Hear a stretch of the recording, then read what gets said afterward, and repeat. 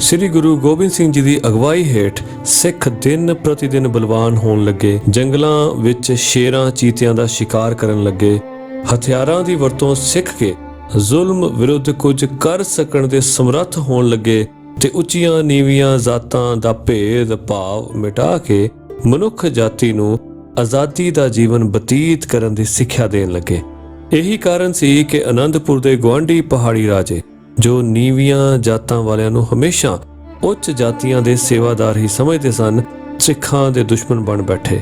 ਇਹਨਾਂ ਨੇ ਮਿਲ ਕੇ ਦਿੱਲੀ ਤੇ ਤਖਤ ਤੇ ਬੈਠੇ ਜ਼ਾਲਮ ਔਰੰਗਜ਼ੇਬ ਨੂੰ ਆਪਣੇ ਨਾਲ ਗੰਢਿਆ ਤੇ ਸਿੱਖੀ ਦੀ ਵੱਧ ਰਹੀ ਵੇਲ ਨੂੰ ਜੜੋਂ ਹੀ ਪੁੱਟਣ ਲਈ ਤਿਆਰ ਹੋ ਪਏ। ਦਿੱਲੀ, ਪੰਜਾਬ ਤੇ ਜੰਮੂ ਕਸ਼ਮੀਰ ਦੇ ਪਹਾੜੀ ਰਾਜਿਆਂ ਦੀਆਂ ਫੌਜਾਂ ਨੇ ਸਿੱਖਾਂ ਦੇ ਗੜ੍ਹ ਅਨੰਦਪੁਰ ਨੂੰ ਸਭ ਪਾਸਿਓਂ ਘੇਰ ਲਿਆ। 7 ਮਹੀਨਿਆਂ ਦੇ ਇਸ ਘੇਰੇ ਦੌਰਾਨ ਸਿੱਖ ਕਿਲੇ ਅੰਦਰ ਦਰਖਤਾਂ ਦੇ ਪੱਤੇ ਖਾ ਖਾ ਪੇਟ ਭਰਦੇ ਰਹੇ। ਕਿਲੇ ਵੱਲ ਨੂੰ ਪਾਣੀ ਲਿਆਉਣ ਵਾਲੀ ਨਦੀ ਦਾ ਰਸਤਾ ਵੀ ਜ਼ਾਲਮਾਂ ਨੇ ਬਦਲ ਦਿੱਤਾ। ਇੱਧਰ ਕਿਲੇ ਵਿੱਚ ਗੁਰੂ ਜੀ ਦੇ ਸਿੱਖ ਭੁੱਖ ਤੇ ਕਸ਼ਟ ਝੱਲ ਰਹੇ ਸਨ ਤੇ ਉਧਰ ਦੁਸ਼ਮਣ ਵੀ ਇੰਨੇ ਲੰਮੇ ਸਮੇਂ ਵਿੱਚ ਸਿੱਖੀ ਦੇ ਗੜ੍ਹ ਨੂੰ ਫਤਿਹ ਨਾ ਕਰ ਸਕਣ ਕਾਰਨ ਪਰੇਸ਼ਾਨ ਸਨ।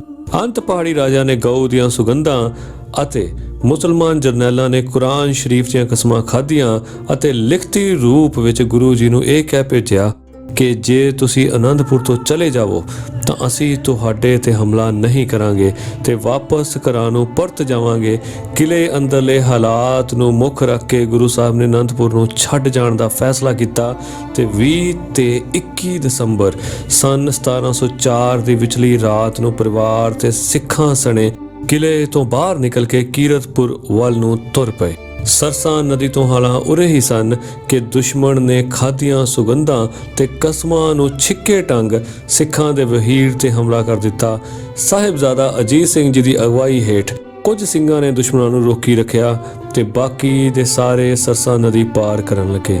ਨਦੀ ਵਿੱਚ ਤਾਂ ਹੜ੍ਹ ਆਇਆ ਹੋਇਆ ਸੀ। ਇੱਥੇ ਕਈ ਸਿੰਘ ਲੜਦਿਆਂ ਸ਼ਹੀਦ ਹੋਏ ਤੇ ਕਈ ਨਦੀ ਦੀ ਭੇਟ ਹੋ ਗਏ। ਰਾਤ ਦੇ ਹਨੇਰੇ ਵਿੱਚ ਸਾਰਾ ਵਹੀਰ ਖੇਰੂ ਖੇਰੂ ਹੋ ਗਿਆ। 2 ਵੱਡੇ ਸਾਹਿਬਜ਼ਾਦੇ ਪਿਤਾ ਸ੍ਰੀ ਗੁਰੂ ਗੋਬਿੰਦ ਸਿੰਘ ਜੀ ਨਾਲ ਕੁਝ ਸਿੰਘਾਂ ਸਮੇਤ ਸਰਸਾ ਨਦੀ ਦੇ ਪਾਰ ਹੋ ਕੇ ਚਮਕੌਰ ਸਾਹਿਬ ਨੂੰ ਤੁਰ ਪਏ ਅਤੇ 2 ਛੋਟੇ ਸਾਹਿਬਜ਼ਾਦੇ ਦਾਦੀ ਮਾਤਾ ਗੁਜਰੀ ਜੀ ਸਮੇਤ ਸਰਸਾ ਨਦੀ ਦੇ ਉਰਲੇ ਕੰਢੇ ਦੇ ਨਾਲ ਦੂਰ ਨਿਕਲ ਗਏ। ਰਸਤੇ ਵਿੱਚ ਮਾਤਾ ਗੁਜਰੀ ਜੀ ਨੂੰ ਗੰਗੂ ਨਾਮੀ ਬ੍ਰਾਹਮਣ ਮਿਲ ਪਿਆ ਜੋ ਗੁਰੂ ਗੋਬਿੰਦ ਸਿੰਘ ਪਾਸ 20-22 ਸਾਲ ਤੱਕ ਘਰੇਲੂ ਨੌਕਰ ਰਹਿ ਚੁੱਕਾ ਸੀ। ਗੰਗੂ ਦੀ ਨਿਮਰਤਾ ਭਰੀ ਬੇਨਤੀ ਤੇ ਮਾਤਾ ਗੁਜਰੀ ਦੋਹਾਂ ਪੋਤਿਆਂ ਬਾਬਾ ਜੋਰਾਵਰ ਸਿੰਘ ਤੇ ਬਾਬਾ ਫਤਿਹ ਸਿੰਘ ਸਮੇਤ ਗੰਗੂ ਦੇ ਪਿੰਡ ਖੇੜੀ ਚਲੇ ਗਏ। ਗੰਗੂ ਦੀ ਨੀਅਤ ਖਰਾਬ ਹੋ ਗਈ। ਉਸਨੇ ਰਾਤ ਨੂੰ ਸੁੱਤੇ ਪਏ ਮਾਤਾ ਗੁਜਰੀ ਜੀ ਦੇ ਸਰਾਣਿਓਂ ਮੋਹਰਾਂ ਦੀ ਥੈਲੀ ਕੱਢ ਲਈ। ਮਾਤਾ ਜੀ ਦੇ ਪੁੱਛਣ ਤੇ ਰੋਲਾ ਪਾਉਣ ਲੱਗਾ। ਮਾਤਾ ਜੀ ਨੇ ਸ਼ਾਂਤ ਕਰਾਉਣ ਦਾ ਉਪਰਾਲਾ ਕੀਤਾ ਪਰ ਗੰਗੂ ਤਾਂ ਇੱਕ ਚੋਰ ਦੂਜਾ ਚਤੁਰ ਵਾਲਾ ਡਰਾਮਾ ਕਰ ਰਿਹਾ ਸੀ। ਉਹਨੇ ਹੋਰ ਇਨਾਮ ਹਾਸਲ ਕਰਨ ਲਈ ਪਿੰਡ ਦੇ ਚੌਧਰੀ ਨੂੰ ਨਾਲ ਲੈ ਕੇ ਮੋਰਿੰਡੇ ਦੇ ਥਾਣੇ ਜਾ ਕੇ ਦੱਸ ਦਿੱਤਾ ਕਿ ਹਕੂਮਤ ਦੇ ਬਾਗੀ ਗੁਰੂ ਗੋਬਿੰਦ ਸਿੰਘ ਦੇ 2 ਬੱਚੇ ਤੇ ਮਾਤਾ ਮੇਰੇ ਕਬਜ਼ੇ ਵਿੱਚ ਹਨ। ਆਪ ਉਹਨਾਂ ਨੂੰ ਗ੍ਰਿਫਤਾਰ ਕਰ ਲਵੋ ਤੇ ਮੈਨੂੰ ਉਹਨਾਂ ਨੂੰ ਪਕੜਾਉਣ ਵਿੱਚ ਹਕੂਮਤ ਦੀ ਸਹਾਇਤਾ ਕਰਨ ਬਦਲੇ ਜੋ ਇਨਾਮ ਰੱਖਿਆ ਗਿਆ ਹੈ ਉਹ ਦੇਵੋ। ਥਾਣੇਦਾਰ ਨੇ ਸਿਪਾਹੀਆਂ ਨੂੰ ਨਾਲ ਲੈ ਕੇ ਗੰਗੂ ਦੇ ਘਰ ਗੁਰੂ ਜੀ ਦੀ ਬਿਰਧ ਮਾਤਾ ਤੇ 2 ਮਾਸੂਮ ਬੱਚਿਆਂ ਨੂੰ ਗ੍ਰਿਫਤਾਰ ਕਰ ਲਿਆ ਤੇ ਸਰਹੰਦ ਦੇ ਸੂਬੇਦਾਰ ਨਵਾਬ ਵਜ਼ੀਰ ਖਾਨ ਪਾਸ ਪਹੁੰਚਾ ਦਿੱਤਾ। ਨਵਾਬ ਵਜ਼ੀਰ ਖਾਨ ਜੋ ਗੁਰੂ ਗੋਬਿੰਦ ਸਿੰਘ ਜੀ ਨੂੰ ਜਿਉਂਦਾ ਫੜਨ ਲਈ 7 ਮਹੀਨੇ ਫੌਜਾਂ ਸਮੇਤ ਅਨੰਦਪੁਰ ਦੇ ਆਲੇ ਦੁਆਲੇ ਘੁੰਮਦਾ ਰਿਹਾ ਸੀ ਪਰ ਨਿਰਾਸ਼ ਵਾਪਸ ਆਇਆ ਸੀ। ਗੁਰੂ ਜੀ ਦੇ ਮਾਸੂਮ ਬੱਚਿਆਂ ਤੇ ਬਿਰਧ ਮਾਤਾ ਨੂੰ ਕੈਦੀਆਂ ਦੇ ਰੂਪ ਵਿੱਚ ਵੇਖ ਕੇ ਬਹੁਤ ਪ੍ਰਸੰਨ ਹੋਇਆ। ਉਸ ਨੇ ਠੰਡੇ ਬੁਰਜ ਵਿੱਚ ਇਹਨਾਂ ਨੂੰ ਕੈਦ ਕਰਨ ਦਾ ਹੁਕਮ ਦਿੱਤਾ ਤੇ ਨਾਲ ਹੀ ਅਗਲੀ ਸਵੇਰ ਬੱਚਿਆਂ ਨੂੰ ਕਚਹਿਰੀ ਵਿੱਚ ਪੇਸ਼ ਕਰਨ ਦਾ ਵੀ ਫਰਮਾਨ ਜਾਰੀ ਕਰ ਦਿੱਤਾ। ਦਸੰਬਰ ਦੀ ਬਰਫ਼ ਵਰਗੀ ਠੰਡੀ ਰਾਤ ਨੂੰ ਠੰਡੇ ਫਰਸ਼ ਤੇ ਬੈਠੀ ਮਾਤਾ ਗੁਜਰੀ ਆਪਣੇ 2 ਨਿੱਕੇ ਪੋਤਿਆਂ ਨੂੰ ਸਰੀਰ ਨਾਲ ਘੁੱਟ-ਘੁੱਟ ਗਰਮਾਉਂਦੀ ਤੇ ਚੁੰਮ-ਚੁੰਮ ਕੇ ਸੁਆਉਣ ਦੇ ਯਤਨ ਕਰਦੀ ਰਹੀ। ਅੰਮ੍ਰਿਤ ਵੇਲੇ ਮਾਸੂਮਾਂ ਨੂੰ ਜਗਾਇਆ ਤੇ ਪਿਆਰ ਨਾਲ ਤਿਆਰ ਕੀਤਾ। ਦਾਦੀ ਪੋਤਿਆਂ ਨੂੰ ਕਹਿਣ ਲੱਗੀ, ਪਤਾ ਜੇ ਤੁਸੀਂ ਉਸ ਗੋਬਿੰਦ ਸਿੰਘ ਸ਼ੇਰ ਗੁਰੂ ਦੇ ਬੱਚੇ ਹੋ ਜਿਸਨੇ ਜ਼ਾਲਮਾਂ ਤੋਂ ਕਦੀ ਈਨ ਨਹੀਂ ਮੰਨੀ ਧਰਮ ਦੀ ਆਨ ਤੇ ਸ਼ਾਨ ਬਦਲੇ ਆਪਣਾ ਸਭ ਕੁਝ ਦਾਅ ਤੇ ਲਗਾ ਦਿੱਤਾ ਤੇ ਆਪਣੇ ਪਿਤਾ ਨੂੰ ਵੀ ਸ਼ਹੀਦ ਕਰਵਾਉਣਾ ਮੰਨ ਲਿਆ। ਦੇਖਿਓ, ਕਿਤੇ ਵਜ਼ੀਰ ਖਾਨ ਦੇ ਦਿੱਤੇ ਲਾਲਚ ਤੇ ਡਰਾਵੇ ਕਾਰਨ ਧਰਮ ਵੱਲੋਂ ਕਮਜ਼ੋਰੀ ਨਾ ਦਿਖਾ ਬੈਣਾ। ਆਪਣੇ ਪਿਤਾ ਦੀ ਸ਼ਾਨ ਨੂੰ ਜਾਨਾਂ ਵਾਰ ਕੇ ਵੀ ਕਾਇਮ ਰੱਖਣਾ। ਦਾਦੀ ਪੋਤਿਆਂ ਨੂੰ ਇਹ ਕੁਝ ਸਮਝਾ ਹੀ ਰਹੀ ਸੀ ਕਿ ਵਜ਼ੀਰ ਖਾਨ ਦੇ ਸਿਪਾਹੀ ਦੋਹਾਂ ਸਾਹਿਬਜ਼ਾਦਿਆਂ ਨੂੰ ਕਚਹਿਰੀ ਵਿੱਚ ਲਿਜਾਣ ਲਈ ਆ ਪਹੁੰਚੇ। ਜਾਂਦਿਆਂ ਨੂੰ ਦਾਦੀ ਨੇ ਫੇਰ ਚੁੰਮਿਆ ਤੇ ਪਿੱਠਾਂ ਤੇ ਹੱਥ ਫੇਰਦੀ ਨੇ ਪਿਆਰੇ ਤੇ ਹੋਣਹਾਰ ਪੋਤਿਆਂ ਨੂੰ ਸਿਪਾਹੀਆਂ ਨਾਲ ਤੋਰ ਦਿੱਤਾ। ਕਚਹਿਰੀ ਵਿੱਚ ਨਵਾਬ ਵਜ਼ੀਰ ਖਾਨ ਦੇ ਨਾਲ ਹੋਰ ਵੀ ਵੱਡੇ ਵੱਡੇ ਦਰਬਾਰੀ ਬੈਠੇ ਸਨ। ਬਾਬਾ ਜ਼ੋਰਾਵਰ ਸਿੰਘ, ਬਾਬਾ ਫਤਿਹ ਸਿੰਘ ਨੇ ਦਰਬਾਰ ਵਿੱਚ ਵੜਦਿਆਂ ਹੀ ਗੱਜ ਕੇ ਕਿਹਾ, ਵਾਹਿਗੁਰੂ ਜੀ ਕਾ ਖਾਲਸਾ, ਵਾਹਿਗੁਰੂ ਜੀ ਕੀ ਫਤਿਹ। ਬੱਚਿਆਂ ਦੀ ਦਲੇਰੀ ਵੇਖ ਕੇ ਨਵਾਬ ਤੇ ਦਰਬਾਰੀ ਦੰਗ ਰਹਿ ਗਏ। ਇੱਕ ਦਰਬਾਰੀ ਸੁੱਚਾਨੰਦ ਨੇ ਕਿਹਾ, ਓਏ ਬੱਚਿਓ, ਨਵਾਬ ਸਾਹਿਬ ਨੂੰ ਝੁਕ ਕੇ ਸਲਾਮ ਕਰੋ। ਸਾਹਿਬਜ਼ਾਦਿਆਂ ਕਿਹਾ, ਅਸੀਂ ਗੁਰੂ ਅਤੇ ਰੱਬ ਤੋਂ ਛੁੱਟ ਕਿਸੇ ਅੱਗੇ ਸੀਸ ਨਹੀਂ ਨਿਵਾਉਂਦੇ। ਇਹੀ ਸਿੱਖਿਆ ਸਾਨੂੰ ਪਿਤਾ ਗੁਰੂ ਨੇ ਦਿੱਤੀ ਹੈ। ਨਵਾਬ ਵਜ਼ੀਰ ਖਾਨ ਕਹਿਣ ਲੱਗਾ, ਓਏ ਤੁਹਾਡਾ ਪਿਤਾ ਤੇ ਤੁਹਾਡੇ ਦੋਵੇਂ ਵੱਡੇ ਵੀਰ ਮਾਰ ਦਿੱਤੇ ਗਏ ਹਨ। ਤੁਹਾਡੀ ਤਾਂ ਕਿਸਮਤ ਚੰਗੀ ਆ ਜੋ ਮੇਰੇ ਦਰਬਾਰ ਵਿੱਚ ਜਿਉਂਦੇ ਪੁੱਜ ਗਏ ਹੋ। ਇਸਲਾਮ ਧਰਮ ਕਬੂਲ ਕਰ ਲਵੋ। ਤੁਹਾਨੂੰ ਰਹਿਣ ਨੂੰ ਮਹਿਲ ਮਾੜੀਆਂ, ਖਾਣ ਨੂੰ ਤਰ੍ਹਾਂ ਤਰ੍ਹਾਂ ਦੇ ਪਲਾਵ ਤੇ ਪਹਿਨਣ ਨੂੰ ਰੇਸ਼ਮੀ ਕੱਪੜੇ ਮਿਲਣਗੇ। ਸੇਵਾ ਵਿੱਚ ਹਰ ਵੇਲੇ ਨੌਕਰ ਚਾਕਰ ਰਹਿਣਗੇ। ਵੱਡੇ ਹੋ ਜਾਵੋਗੇ ਤਾਂ ਵੱਡੇ ਵੱਡੇ ਮੁਸਲਮਾਨ ਜਰਨੈਲਾਂ ਦੀਆਂ ਸੁੰਦਰ ਬੇਟੀਆਂ ਨਾਲ ਤੁਹਾਡੀਆਂ ਸ਼ਾਦੀਆਂ ਹੋਣਗੀਆਂ। ਕੀ ਲੈਣਾ ਹੈ ਤੁਸੀਂ ਸਿੱਖੀ ਤੋਂ? ਸਿੱਖ ਧਰਮ ਅਸੀਂ ਮੂਲੋਂ ਹੀ ਖਤਮ ਕਰ ਦੇਣਾ ਹੈ। ਸਿੱਖ ਨਾਮ ਦੀ ਕੋਈ ਚੀਜ਼ ਅਸਾਂ ਰਹਿਣ ਨਹੀਂ ਦੇਣੀ। ਜੇ ਮੁਸਲਮਾਨ ਬਣਨਾ ਪ੍ਰਵਾਨ ਨਹੀਂ ਕਰੋਗੇ ਤਾਂ ਕਸ਼ਟ ਦੇ ਦੇ ਕੇ ਮਾਰ ਦਿੱਤੇ ਜਾਓਗੇ। ਤੁਹਾਡੇ ਸਰੀਰ ਦੇ ਟੁਕੜੇ ਕਰ ਦਿੱਤੇ ਜਾਣਗੇ ਤਾਂ ਜੋ ਅੱਗੋਂ ਕੋਈ ਸਿੱਖ ਬਣਨ ਦੀ ਹਿੰਮਤ ਨਾ ਕਰ ਸਕੇ। ਜਿਉਂ-ਜਿਉਂ ਸੂਬਾ ਬੋਲਦਾ ਗਿਆ, ਬੱਚੇ ਪਹਿਲੋਂ ਉਹਦੀ ਮੂਰਖਤਾ ਤੇ ਮੁਸਕਰਾਉਂਦੇ ਰਹੇ ਤੇ ਮਗਰੋਂ ਉਹਦੇ ਦਿੱਤੇ ਡਰਾਵਿਆਂ ਕਾਰਨ ਉਹਨਾਂ ਦੇ ਚਿਹਰੇ ਗੁੱਸੇ ਨਾਲ ਲਾਲ ਹੋ ਗਏ। ਦੋਹਾਂ ਇੱਕ ਦੂਜੇ ਵੱਲ ਵੇਖਿਆ ਤੇ ਮਗਰੋਂ ਗੱਜ ਕੇ ਉੱਤਰ ਦਿੱਤਾ, ਓਏ ਸੂਬਿਆ, ਅਸਾਂ ਨੂੰ ਸਿੱਖੀ ਜਾਨ ਤੋਂ ਵੱਧ ਪਿਆਰੀ ਹੈ। ਦੁਨੀਆ ਦਾ ਕੋਈ ਵੀ ਲਾਲਚ ਤੇ ਛਲਾਵਾ ਸਾਨੂੰ ਸਿੱਖੀ ਸਿਦਕ ਤੋਂ ਡੁਲਾ ਨਹੀਂ ਸਕਦਾ। ਅਸੀਂ ਪਿਤਾ ਗੁਰੂ ਗੋਬਿੰਦ ਸਿੰਘ ਦੇ ਸ਼ੇਰ ਬੱਚੇ ਹਾਂ ਤੇ ਸ਼ੇਰਾਂ ਵਾਂਗ ਕਿਸੇ ਤੋਂ ਡਰਦੇ ਨਹੀਂ। ਅਸੀਂ ਇਸਲਾਮ ਕਦੀ ਵੀ ਕਬੂਲ ਨਹੀਂ ਕਰਾਂਗੇ। ਤੂੰ ਜੋ ਕਰਨਾ ਚਾਹੇ ਕਰ ਲੈ। ਸਾਡੇ ਦਾਦਾ ਸ੍ਰੀ ਗੁਰੂ ਤੇਗ ਬਹਾਦਰ ਸਾਹਿਬ ਨੇ ਸ਼ਹੀਦ ਹੋਣਾ ਪ੍ਰਵਾਨ ਕਰ ਲਿਆ ਪਰ ਧਰਮ ਨਹੀਂ ਹਾਰਿਆ। ਅਸੀਂ ਉਸ ਦਾਦੇ ਦੇ ਪੋਤੇ ਹਾਂ। ਅਸੀਂ ਉਹਨਾਂ ਦੀ ਸ਼ਾਨ ਜਿਉਂਦੇ ਜੀ ਨੀਵੀਂ ਹੁੰਦੀ ਨਹੀਂ ਵੇਖ ਸਕਦੇ। 8 ਸਾਲਾਂ ਦੇ ਜ਼ੋਰਾਵਰ ਸਿੰਘ ਤੇ 6 ਸਾਲਾਂ ਦੇ ਫਤਿਹ ਸਿੰਘ ਦੇ ਮੂੰਹੋਂ ਬਹਾਦਰੀ ਵਾਲੇ ਇਹ ਬਚਨ ਸੁਣ ਕੇ ਸਾਰੇ ਦਰਬਾਰ ਵਿੱਚ ਚੁੱਪ ਵਰਤ ਗਈ। ਨਵਾਬ ਵਜ਼ੀਰ ਖਾਨ ਵੀ ਬੱਚਿਆਂ ਦੀ ਦਲੇਰੀ ਤੋਂ ਪ੍ਰਭਾਵਿਤ ਹੋਏ ਬਗੈਰ ਨਾ ਰਹਿ ਸਕਿਆ। ਚੁੱਪ ਨੂੰ ਤੋੜ ਕੇ ਨਵਾਬ ਨੂੰ ਬੱਚਿਆਂ ਵਿਰੁੱਧ ਹੋਰ ਭੜਕਾਉਣ ਖਾਤਰ ਸੁੱਚਾਨੰਦ ਬੋਲਿਆ, ਇੰਨੀ ਛੋਟੀ ਉਮਰ ਵਿੱਚ ਇਹ ਰਾਜ ਦਰਬਾਰ ਵਿੱਚ ਇੰਨੀ ਅੱਗ ਉਗਲ ਸਕਦੇ ਹਨ ਤਾਂ ਵੱਡੇ ਹੋ ਕੇ ਤਾਂ ਹਕੂਮਤ ਲਈ ਭਾਂਬੜ ਬਾਲ ਦੇਣਗੇ। ਆਪਣੇ ਪਿਤਾ ਵਾਂਗ ਹਕੂਮਤ ਦਾ ਨੱਕ ਵਿੱਚ ਦਮ ਕਰ ਦੇਣਗੇ। ਇਹਨਾਂ ਦਾ ਤੇ ਹੁਣੇ ਹੀ ਮੱਕੂ ਠੱਪ ਦੇਣਾ ਚਾਹੀਦਾ। ਨਵਾਬ ਉੱਤੇ ਸੁੱਚਾਨੰਦ ਵੱਲੋਂ ਬੱਚਿਆਂ ਵਾਸਤੇ ਦਿੱਤੀ ਸਲਾਹ ਦਾ ਅਸਰ ਤਾਂ ਹੋਇਆ ਪਰ ਉਹ ਬੱਚਿਆਂ ਨੂੰ ਮਾਰਨ ਦੀ ਥਾਂ ਇਸਲਾਮ 'ਚ ਲਿਆਉਣ ਦਾ ਜ਼ਿਆਦਾ ਹਾਮੀ ਸੀ। ਉਹ ਚਾਹੁੰਦਾ ਸੀ ਕਿ ਇਤਿਹਾਸ ਦੇ ਪੰਨਿਆਂ ਤੇ ਲਿਖਿਆ ਜਾਵੇ ਕਿ ਗੁਰੂ ਗੋਬਿੰਦ ਸਿੰਘ ਦੇ ਬੱਚਿਆਂ ਨੇ ਸਿੱਖੀ ਤੋਂ ਇਸਲਾਮ ਨੂੰ ਚੰਗਾ ਜਾਣਿਆ ਤੇ ਮੁਸਲਮਾਨ ਬਣ ਗਏ। ਆਪਣੀ ਇਸ ਨਾਪਾਕ ਖਾਹਿਸ਼ ਦੀ ਪੂਰਤੀ ਲਈ ਉਸ ਨੇ ਗੁੱਸੇ ਤੇ ਕਾਬੂ ਪਾ ਲਿਆ ਤੇ ਕਹਿਣ ਲੱਗਾ, ਬੱਚਿਓ, ਜਾਓ ਆਪਣੀ ਦਾਦੀ ਕੋਲ ਤੇ ਕੱਲ ਆ ਕੇ ਮੇਰੀਆਂ ਕਹੀਆਂ ਗੱਲਾਂ ਦਾ ਸਹੀ ਸੋਚ ਸਮਝ ਕੇ ਉੱਤਰ ਦੇਣਾ। ਦਾਦੀ ਨਾਲ ਵੀ ਸਲਾਹ ਕਰ ਲੈਣਾ। ਹੋ ਸਕਦਾ ਹੈ ਉਹ ਇਸਲਾਮ ਵਿੱਚ ਸ਼ਾਮਲ ਹੋਣਾ ਮੰਨ ਲਵੇ। ਬੱਚੇ ਕੁਝ ਕਹਿਣਾ ਚਾਹੁੰਦੇ ਸਨ ਪਰ ਵਜ਼ੀਰ ਖਾਨ ਛੇਤੀ ਉੱਠ ਕੇ ਚਲਾ ਗਿਆ ਤੇ ਸਿਪਾਹੀ ਉਹਨਾਂ ਨੂੰ ਦਾਦੀ ਮਾਂ ਵੱਲ ਲੈ ਤੁਰੇ। ਬੱਚਿਆਂ ਨੂੰ ਸਹੀ ਸਲਾਮਤ ਸਿੱਖੀ ਸਰੂਪ ਵਿੱਚ ਉਵੇਂ ਦਾ ਉਵੇਂ ਤੇ ਚਿਹਰਿਆਂ ਤੇ ਲਾਲੀਆਂ ਭਖਦੀਆਂ ਵੇਖ ਕੇ ਦਾਦੀ ਨੇ ਸੁੱਖ ਦਾ ਸਾਹ ਲਿਆ। ਅਕਾਲ ਪੁਰਖ ਦਾ ਦਿਲੋਂ ਧੰਨਵਾਦ ਕੀਤਾ। ਕਿੰਨਾ ਚਿਰ ਬੱਚੇ ਦਾਦੀ ਦੇ ਕਲਾਵੇ ਵਿੱਚ ਜਕੜੇ ਰਹੇ ਤੇ ਪਿਆਰ ਦੀ ਨਿੱਘ ਦਾ ਆਨੰਦ ਮਾਣਦੇ ਰਹੇ। ਦਾਦੀ ਨੇ ਅੱਖਾਂ ਖੋਲੀਆਂ, ਗਲਵਕੜੀ ਢਿੱਲੀ ਕੀਤੀ ਤਾਂ ਸਿਪਾਹੀ ਜਾ ਚੁੱਕੇ ਸਨ।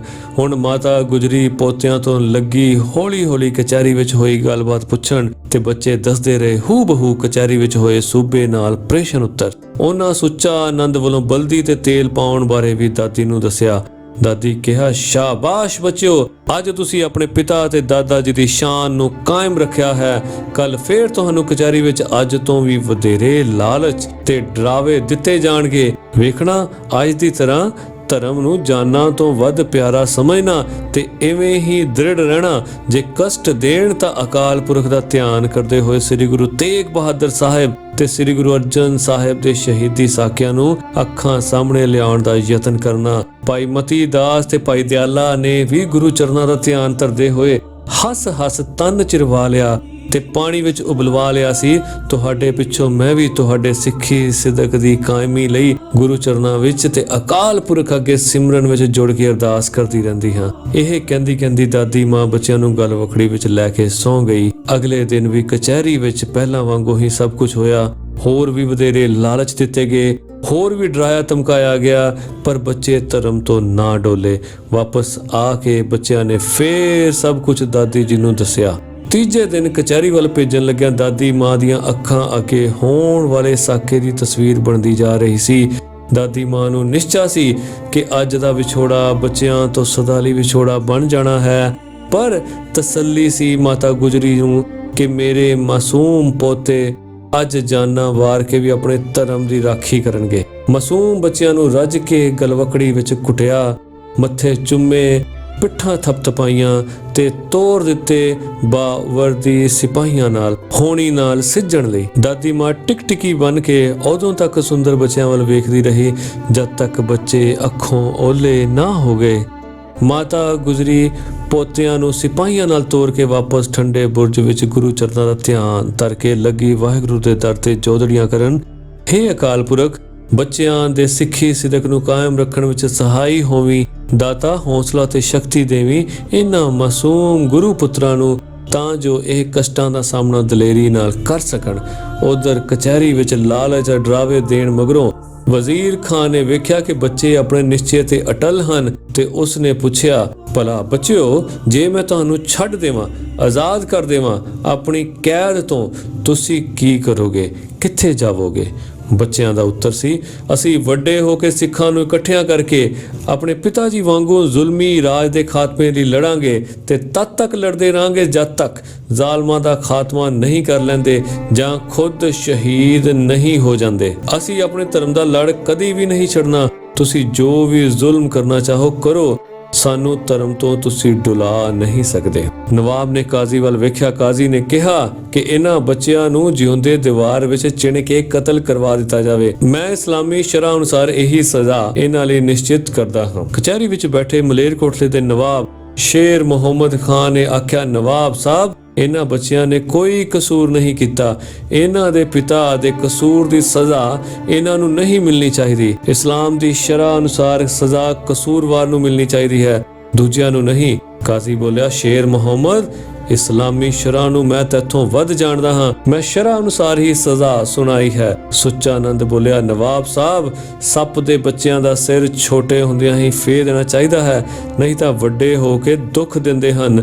ਹੁਣ ਨਵਾਬ ਵਜ਼ੀਰ ਖਾਨ ਨੇ ਹੁਕਮ ਦਿੱਤਾ, ਇਹਨਾਂ ਦੋਹਾਂ ਨੂੰ ਦੀਵਾਰ ਵਿੱਚ ਚਿਣ ਦਿੱਤਾ ਜਾਵੇ ਤੇ ਮਗਰੋਂ ਸੀਸ ਤਲਵਾਰ ਨਾਲ ਧੜ ਤੋਂ ਅਲੱਗ ਕਰ ਦਿੱਤੇ ਜਾਣ। ਮਾਸੂਮ ਬੱਚਿਆਂ ਨੂੰ ਦਿੱਤੀ ਗਈ ਸਜ਼ਾ ਦੀ ਪੂਰਤੀ ਲਈ ਜਦੋਂ ਹੋਰ ਕੋਈ ਵੀ ਤਿਆਰ ਨਾ ਹੋਇਆ ਤਾਂ ਦੋ ਗਿਲਜ਼ਈ ਪਠਾਣਾ ਜੋ ਦਿਲ ਦੀ ਕਰੜਾਈ ਲਈ ਮਸ਼ਹੂਰ ਸਨ ਨੇ ਇਸ ਹੁਕਮ ਦੀ ਤਾਮੀਲ ਕਰਨਾ ਮੰਨ ਲਿਆ। ਇਹਨਾਂ ਪਠਾਣਾ ਨੇ ਬਾਬਾ ਜ਼ੋਰਾਵਰ ਸਿੰਘ ਤੇ ਬਾਬਾ ਫਤਿਹ ਸਿੰਘ ਨੂੰ ਖੜਾ ਕਰਕੇ ਆਲੇ ਦੁਆਲੇ ਦੀਵਾਰ ਚਿੰਨੀ ਸ਼ੁਰੂ ਕਰ ਦਿੱਤੀ।